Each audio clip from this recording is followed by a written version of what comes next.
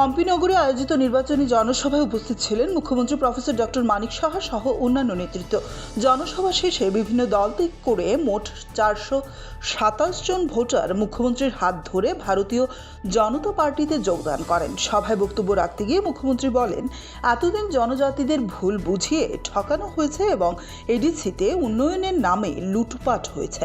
তিনি দাবি করেন, আগামী দিনে এডিসিতে একটি স্বচ্ছ সরকার গঠন করবে বিজেপি। তিনি আরও বলেন, বিজেপি কোনো দলের উপর নির্ভরশীল নয় এবং একাই 28টি আসনে প্রতিদ্বন্দ্বিতা করার সিদ্ধান্ত নিয়েছে।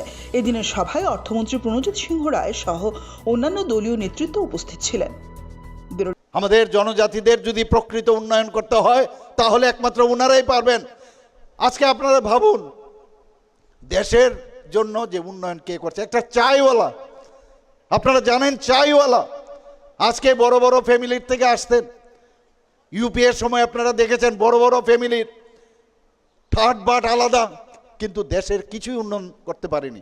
আর একটা চাইওয়ালা এসে আজকে দেশের উন্নয়ন শুধু করেননি, সারা পৃথিবীর মধ্যে সর্বশ্রেষ্ঠ লিডার হয়েছে। আমরা তাই চাই যে আপনারা যে ইতিহাস আপনারা তৈরি করতে যাচ্ছেন, আমরা চাই একজন জুমিয়া পরিবারের একদম থানসার ছোট একদম গরিব ঘরের যেসব ছেলে মেয়েরা আছেন তাদেরকে আমরা এডিসিতে আমরা বসাতে চাই বন্ধুগণ। তাহলে বুঝবে কষ্টটা কি, এবং তারাই একমাত্র জনজাতিদের উন্নয়নের কথা বলবেন। এবং আমাদের উদ্দেশ্য যে এই ধরনের ব্যক্তিরাই এডিসিকে চালাক, আমরা সেই দিশায় আমরা কাজ করছি। আমাদের এইসব ওই হাতিগুড়া দিয়ে আসা ওইসব এখন গণতন্ত্রের যুগ, এই লোক দিয়ে গরিব থানসাদের কেউ উন্নয়ন করতে পারবে না। গরিব থানসাদের যদি উন্নয়ন করতে হয়, ওই আমাদের যে ঝুম পরিবারের যে আমাদের যে প্রাক্তন যে আমাদের পূর্ব আসনের রেবতী ত্রিপুরার মতো লোকের আমাদের প্রয়োজন। এই ধরনের ব্যক্তি আমাদের দরকার, জুমিয়া পরিবার থেকে কৃষক পরিবারের।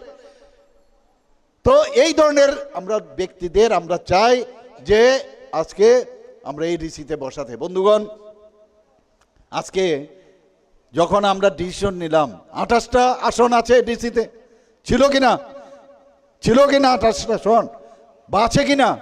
28টা আসনের মধ্যে ভারতীয় জনতা পার্টির যখন আমরা ডিসিশন নিলাম, কি ডিসিশন নিয়েছি আমরা ডিসিশন নিলাম 28টাতেই আমরা এবার প্রতিদ্বন্দ্বিতা করব। বলেছিলাম কিনা? আরে বলতে হবে, বলেছিলাম কিনা? আর হয়েছে কিনা? আপনারা খুশি?